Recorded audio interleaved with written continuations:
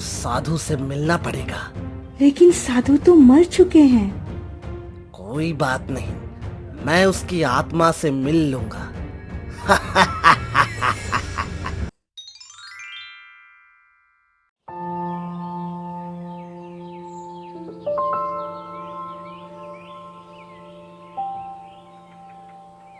त्रिशा बेटा, तुम क्या सोच रही हो? कुछ नहीं माँ, मेरा दिल नहीं लग रहा बिना सुहानी बहन के।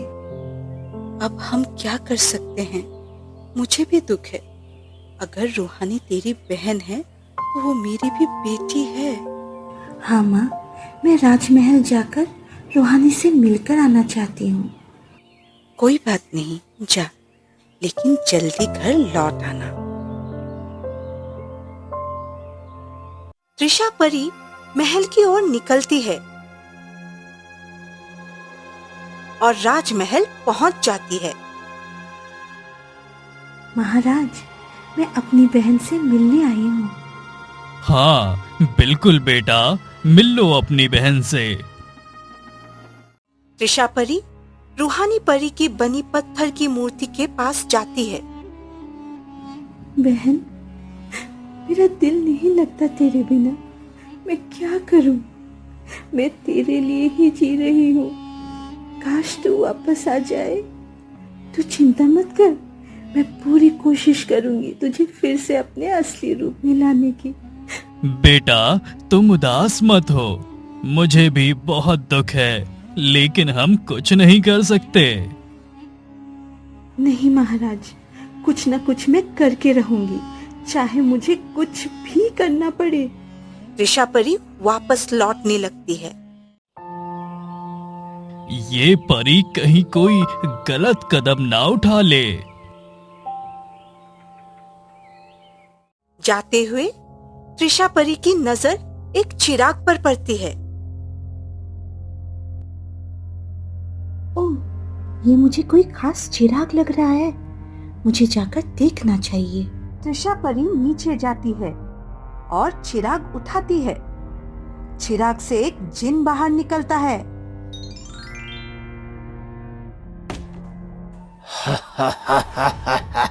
सुंदर परी, धन्यवाद मुझे चिराग से बाहर निकालने के लिए। मुझे किसी पवित्र शक्ति ने इसमें कैद कर दिया था। तुम क्या पवित्र शक्ति के जिन नहीं हो? नहीं, मैं बुरी शक्ति का जिन हूँ, लेकिन तुमने मुझे आजाद किया है, इसीलिए मैं तुम्हारी 3 इच्छाएं पूरी कर सकता हूँ। मेरी बहन को एक साधु ने श्राप दिया था कि जो भी उसे देखेगा वो पत्थर का बन जाएगा, और जिसने भी उसे छुआ वो भी पत्थर का बन जाएगा। मेरी बहन को राजकुमार ने छू लिया था। त्रिशा परी सारी बात जिन को बता देती है। तो साधु से मिलना पड़ेगा, उसे अपना श्राप वापस लेना होगा। लेकिन साधु तो मर चुके हैं। कोई बात नहीं, मैं उसकी आत्मा से मिल लूंगा। अगर मेरी बहन को फिर से पहले जैसे बना दोगे तो तुम जो मांगोगे वो मैं दूंगी, लेकिन मेरी बहन को परीलोक सही सलामत वापस लाना ही होगा। ठीक है परी, मैं तुम्हारी बहन को परलोक पहुंचा दूंगा। ठीक है, अब मैं जा रही हूँ। तुम्हारी पवित्र शक्ति मेरी बुरी शक्ति पर कभी हावी नहीं हो सकती।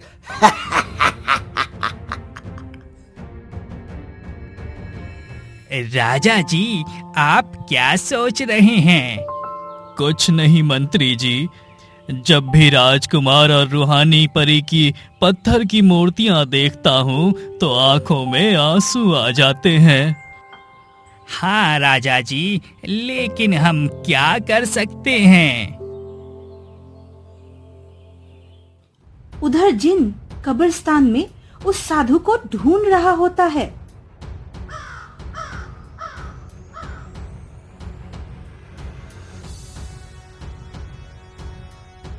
साधु बाहर आ, मुझे मिल। बुरी शक्ति का जिन तेरे सामने खड़ा है। तूने परी को श्राप दिया था, आज मैं तुझसे वो श्राप वापस लूंगा। अगर बाहर नहीं आया तो मैं तेरा गांव तबाह कर दूंगा। साधु की आत्मा बाहर आती है। तू बुरी शक्तियों का जिन है। परियों ने सबसे बड़ी गलती की तुझसे बात करके, क्योंकि परियां पवित्र शक्तियों की मालिक हैं और तू बुरी शक्ति का दास है। साधु, अब कलयुग चल रहा है, अब बुरी शक्तियों का राज है। अगर तूने श्राप वापस नहीं लिया तो मैं गांव तबाह कर दूंगा, साथ ही राजमहल भी। तू ऐसा नहीं कर सकता। याद रख, पवित्र शक्ति कभी बुरी शक्ति के सामने नहीं झुकती। अगर ऐसा है तो मुझे रोक कर दिखा, मैं उस गांव को तबाह करने जा रहा हूँ। जिन गांव की ओर बढ़ने लगता है। अब मैं क्या करूं जिससे इस मूर्ख जिन को रोका जा सके?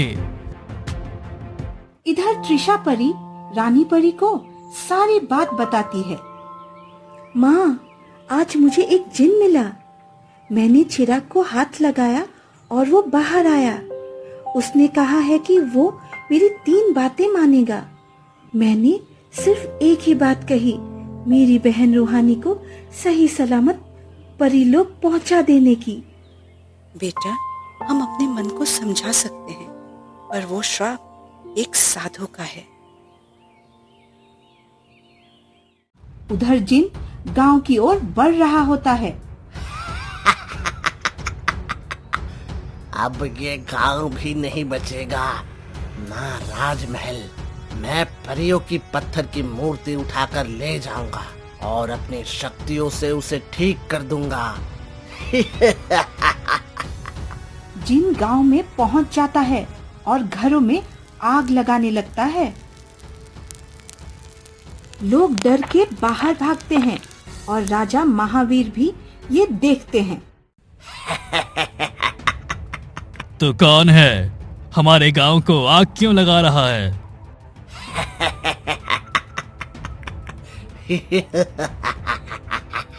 मैं बुरी शक्ति से बना हुआ जिन हूँ। मुझे परी की पत्थर की मूर्ति चाहिए। अगर नहीं दी तो मैं पूरे गांव को जला दूंगा। ठीक है, लेकिन हमारे गांव को कोई नुकसान नहीं होना चाहिए। मूर्ति तुम ले जा सकते हो। नहीं, मूर्ति यहीं रहेगी। मैं अपनी शक्तियों से उसे असली परी बनाकर परीलोक ले जाऊंगा। राजा जिन को परी और राजकुमार की मूर्तियों के पास लेके जाता है।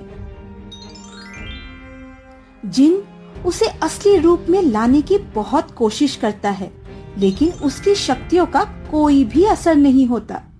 मुझे उस साधु को लाना पड़ेगा, वही परी को पहले जैसा कर सकता है। जिन साधु की ओर निकलता है। उधर सुबह हो जाती है। रानी परी और त्रिशा परी गहरी सोच में होती है। बेटी, चिंता मत कर। अगर हमारे कर्म अच्छे होंगे तो वो जरूर आएगी।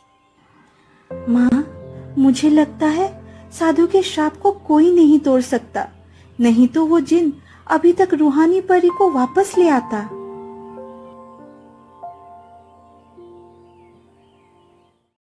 उधर राजा महावीर बहुत चिंता में होते हैं।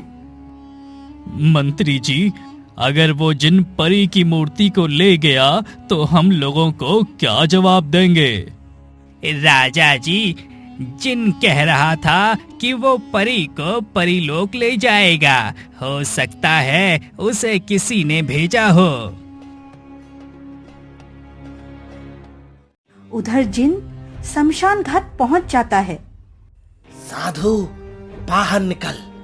मैं आज उस परी को ठीक करके ही रहूंगा। तुझे अपनी आत्मा मेरे साथ लानी होगी। साधु की आत्मा प्रकट होती है। साधु, मेरे साथ चल और परी का श्राप वापस ले। ये नहीं हो सकता। वो परी श्राप से मुक्त नहीं हो सकती। तो फिर ठीक है, मैं पूरे गांव को जला दूंगा, सबको खत्म कर दूंगा। नहीं, तुम हमारे गांव के बारे में बुरा सोच भी नहीं सकते।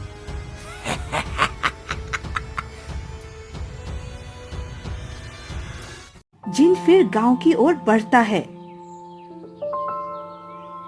उधर रानी परी सोच में डूबी होती है। माँ, क्या हुआ? आप उदास क्यों हो?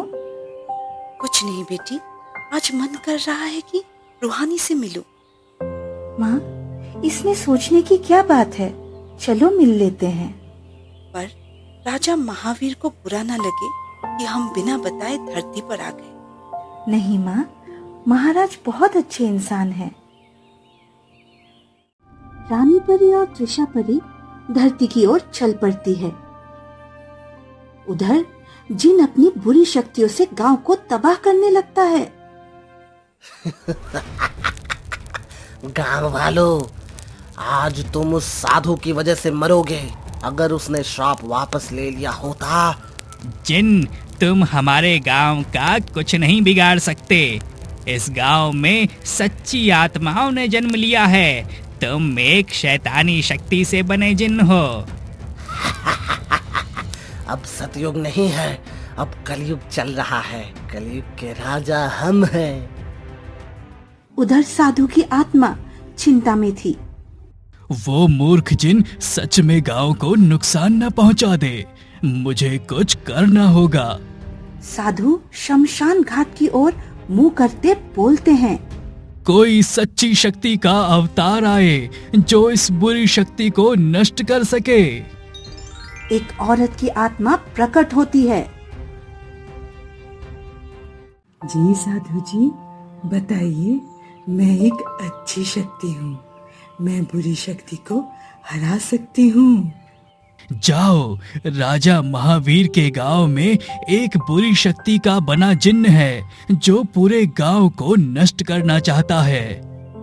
ठीक है, मैं उस बुरी शक्ति का नाश कर दूंगी। औरत गांव की ओर बढ़ती है। वो जिन के पास पहुंचती है। उसे सिर्फ जिन ही देख सकता है और बाकी कोई भी नहीं। जिन, तुम्हारी बुरी शक्ति मेरे आगे नहीं चलेगी। ओह, तो ये मरी हुई आत्मा मुझे खत्म करने आई है। राजा जी, ये जिन किससे बात कर रहा है? पता नहीं मंत्री जी, लगता है उसे कुछ दिखाई दे रहा है। औरत जिन पर वार करती है, लेकिन जिन को कोई फर्क नहीं पड़ता। जिन फिर वार करता है और औरत गिर जाती है। अब कहाँ गई? मेरे सामने आ। औरत फिर साधु के पास पहुंचती है। साधु जी, वो जिन बुरी शक्ति से बना है, उसे सिर्फ बुरी शक्ति ही खत्म कर सकती है। साधु फिर आवाज लगाता है। कोई है जो बुरी शक्ति से बना हो और जिसे खुद पर गर्व हो। बोले साधु, मुझसे बड़ी कोई बुरी शक्ति नहीं हो सकती। ठीक है, एक जिन राजा महावीर के गांव आया है। वो पूरे गांव को खत्म करना चाहता है। ठीक है साधु, मैं उसे अपने कदमों में झुका कर लाऊंगा। दूसरा जिन उसके पहले वाले जिन की ओर बढ़ता है।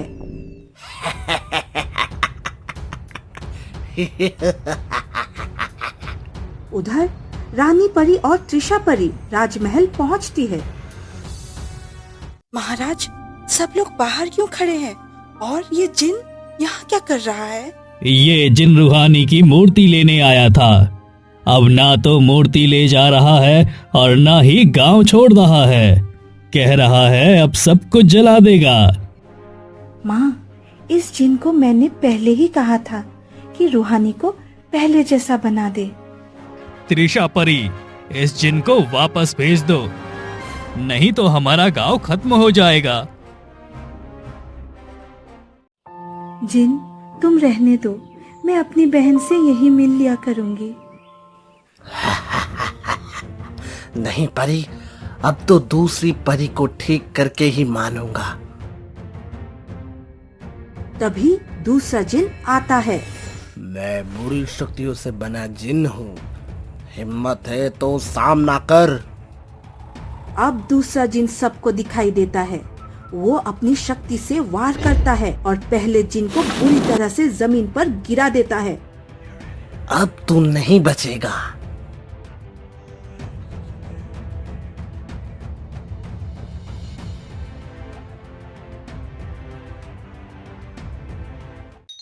तभी साधु की आत्मा प्रकट होती है। राजा विक्रम, मैं परी का श्राप वापस लेता हूँ, लेकिन राजकुमार का नहीं। उसने मेरी गर्दन तलवार से काटी थी, उसका श्राप मैं वापस नहीं लूंगा। साधु अंदर जाता है और रूहानी परी के सिर पर हाथ रखता है। रूहानी परी अपनी असली रूप में आ जाती है। रूहानी, मेरी बहन, तुम फिर से पहले जैसी हो गई। रानी परी की भी आंखों से आंसू निकल आते हैं।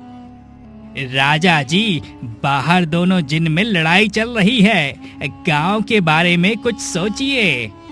मैं उस चिराग को वापस ले आती हूँ, अब वो फिर से उसमें कैद हो सकता है। त्रिशा परी चिराग लेने जाती है।